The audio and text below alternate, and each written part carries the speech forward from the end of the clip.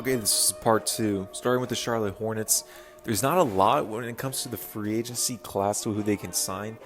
There's not a lot of big names. If they're actually going to overpay for a player, I actually expect a Montrezl Harrell to be for this team. If anything, they actually have some contracts that are going to expire, which is great for the team. Biyombo, I don't know why they even signed him to a 4-year contract in the beginning, and then they picked him up. You're going to have Biyombo, who's going to expire. You're also going to have, there's one more guy. Nicholas Batum for $25 million, overpaid as well.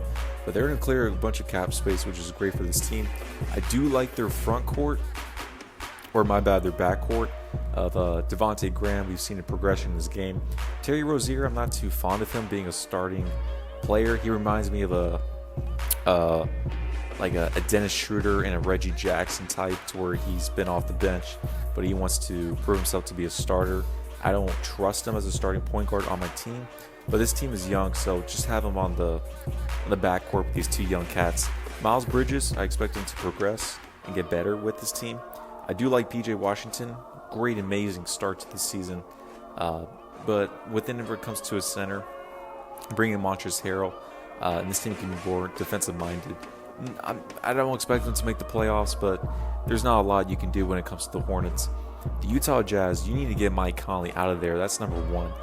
I don't know who's going to eat up that contract. They're probably going to have to buy him out at the end of next season. Within that, they don't have a bunch of cap space.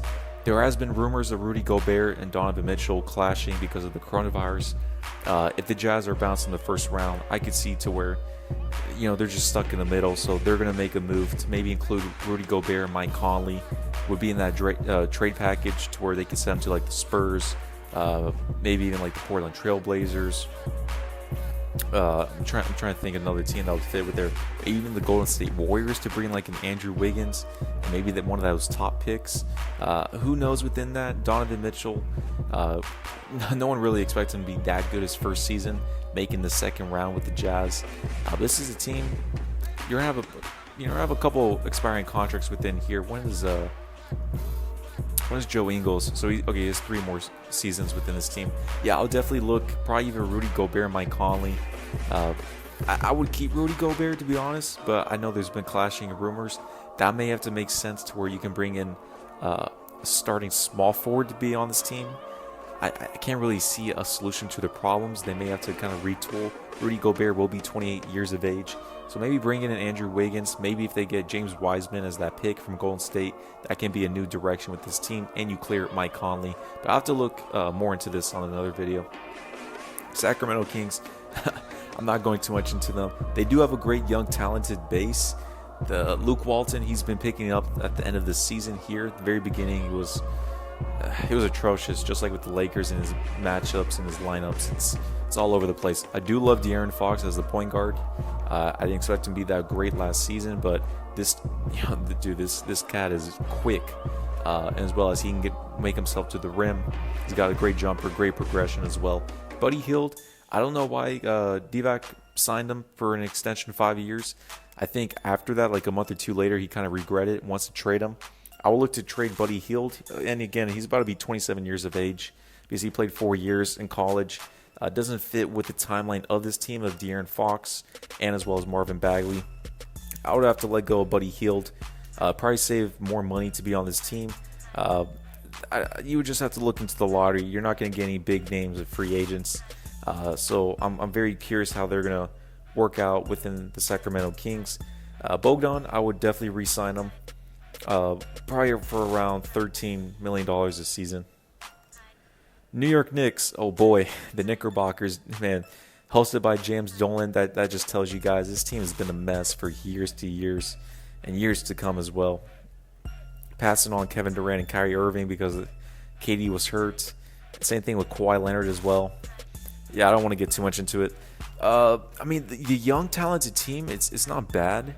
I think they're very underrated. If they had a better coach, they can utilize this team to be actually not fighting for the playoffs, but probably around at least 30 wins, 30 to 35. But guys, these guys it's terrible. Let's see. They have a bunch of 1-year contracts, which is very good. They can be flexible for. I would actually look to trade away these young guys. I know they were looking for Chris Paul to change out the team. That doesn't make any sense. You don't want CP3 as your number one option unless they get a verbal from like a DeMar DeRozan, and then you bring in like a LaMarcus Aldridge with a CP3, kind of like a veteran team. I think since you already got these young cats here, kind of let it flow with it. Everything's kind of centered around RJ Barrett with me when it comes to them becoming young, but I think they're stuck for the next 3 to 4 seasons unless you have a superstar sign with them. The Los Angeles Lakers, I expect them to win the championship this season, and then entering the next season, Anthony Davis will re-sign with his team, and LeBron will finish off to around 36, 37 years of age to finish his tenure with the Lakers. They're in a great position. I think players like Dwight Howard, JaVale McGee, Rondo, and I think there's one more, and possibly KCP, they're all going to leave. They can get paid more when it comes to free agency, as well as JaVale McGee. Someone will probably throw him around $8 to $12 million. The Lakers won't be able to match that. They don't have a bird rights. Same thing with Dwight Howard. He's not going to get a veteran's minimum. He'll get paid around $5 to $10 million. I think the Lakers will actually kind of restructure their team and retool it, but they're still being a great place to where if you have LeBron and AD, veterans will want to come play with you. The Orlando Magic, they have to stay going young. There have been reports and rumors to where DeMar DeRozan could sign with this team. I could kind of see that to where, the Magic are in a weird place. They're like in the middle. If you look at this team, they don't have that one leader, that one star player. They're just playing it to where it's more of a team-centric style, which they're around middle of the pack when they'll get around 40 wins a season, but they'll get bounced in the first round. They don't have that number one guy. When it comes to Aaron Gordon, we kind of thought to where he would progress and kind of be like a Dwight Howard type, but like a power forward when it comes to the Magic, but that never happened. He just, he was just highlighted on dunks, as well as he didn't take the next role, that next step when it comes to him in the offseason. I don't really see much to where he progresses on and gets better at. He's in a weird spot at 6'8". He can be either a 3 or 4, but he doesn't handle the ball as well as being like a Jason Tatum type. So he's probably going to have to lose some more weight if he wants to play more of a wing spot. Whenever it comes to him and his game, I just don't trust it at all. I mean, the team's nice. You still have Markelle Fultz, who's 21 years of age, finally broke through, and he's feeling himself more. So you would have to keep this team young as it is, to be honest. I don't really see any free agents that you have to go for crazy. Maybe a DeMar DeRozan to where you can really push in the playoffs, but I would stick it with Jonathan Isaac, Aaron Gordon, and then Markelle Fultz and Mo Bamba. So keep this team young, save some more money, get some 3-and-D type players, and you should be good. The Dallas Mavericks, this team is probably going to make the finals in, I would say, 3 seasons from now, 3 or 4, by Luka Doncic. This cat's on another level. He was on the MVP considerations in the top 3 of MVP at the beginning of the season, but the Mavericks kind of dripped off a little bit more. I'm very excited with the Mavericks and their future. Rick Carlisle is going to stay the coach as he was from around 2010 and 2011 when they won their first championship. I do love the team to where you have Luka, you have Kristaps Porzingis. Those are the 2 guys for the building block for this team. I like Tim Hardaway Jr. I wasn't fond of him at first when he got traded, but he fits very well in the starting role with Luka to be a combo guard. See, if you're the Mavericks, you have to wait till 2021. I would go all out for Giannis Antetokounmpo. When it comes to any other players, maybe trade for Michael Porter Jr. They have a great big 2. They just need a small forward that can really get his own shot off. I think like a Michael Porter Jr., a young cat like that, or as well as go for a Giannis Antetokounmpo to play that 3. You can always move not Dennis Smith Jr., what's his name? I keep forgetting. Dorian Finney-Smith, he can play the 4. I would move him to the 4 slot to where he'd be just a defensive-minded player. But bar none, if they don't make any crazy moves, the Mavericks are going to progress with Luka, who's only 20. He just turned 21, and he's already top 3, top 5 in MVP, which is crazy. Brooklyn Nets, they need a new coach. Kenny Atkinson's gone. Kyrie Irving and Kevin Durant want to run their own system, their own isolated system team to where they can do their own thing. And then if they just drive and kick it out, you better be a 3-point shooter who can hit the shot, kind of like the LeBron James system. But the team here, we've had Kyrie Irving with He wants to get rid of the young players, and we can tell the writing's on the wall. They're going to keep DeAndre Jordan, of course, some of these other cats within here, but they're going to have to bring in some Garrett Temples, as well as like Iman Shumperts on this team, some Markieff Morrises, some Mike Scotts, maybe a Joakim Noah that really fit this team very well to where it's a defensive-minded team. For a coach, Tom Thibodeau and Tyronn Lue have been in talks. I think they're going to need to have a coach that doesn't really focus more on the offensive side because I feel like Kevin Durant and Kyrie want to do their own thing anyways. So just kind of a filler coach, but they're still going to be successful. When it comes to a free agent, they're not going to get anyone big. I know there's talks about Bradley Beal possibly. That's not going to happen. It's going to be Kyrie and KD. The Denver Nuggets. So Jokic lost weight. I have to see how he plays and progresses within that. If they're looking for a free agent, I think DeMar DeRozan would be great. They do need a three, as a starter who can get his own shot off. I know Michael Porter Jr. Is progressing and he's healing, and Mike Malone's going to give him more minutes. He's been averaging around 8 to 12. But this is a veteran team. They're kind of in the process to where they need to make a conference finals or consistently make the second round.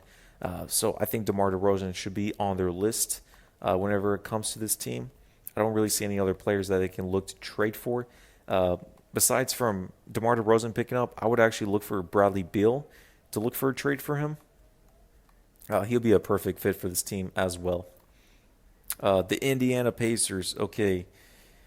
This team is middle of the pack. They're like the Orlando Magic. I just don't see any free agency.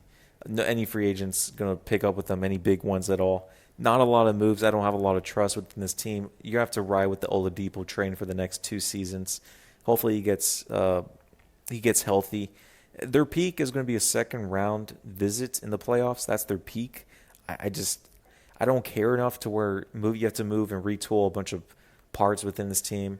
I'll have to make another video for another day, but I don't really see any free agents that can make a huge impact. They're just like a team in the middle of the water. I can really care less the Pacers.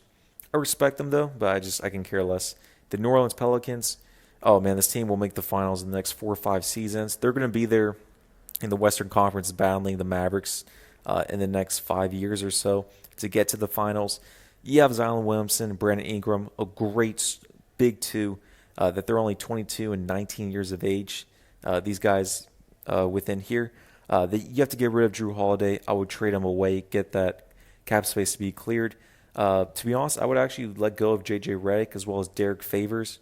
His contract will expire. Let's see if we can get him for the low if you are the Pelicans. But within this team, they're going to progress very nicely. You have Jahlil Okafor, Jackson Hayes. Your fives are all set out and you're good. I would actually let go of Alvin Gentry. I think they'll probably give him one more season to see how he does do with the team. And I think in the next 2-3 seasons, they'll fire him and let him go. Pelicans, you don't need to make a lot of moves. No big free agency signings.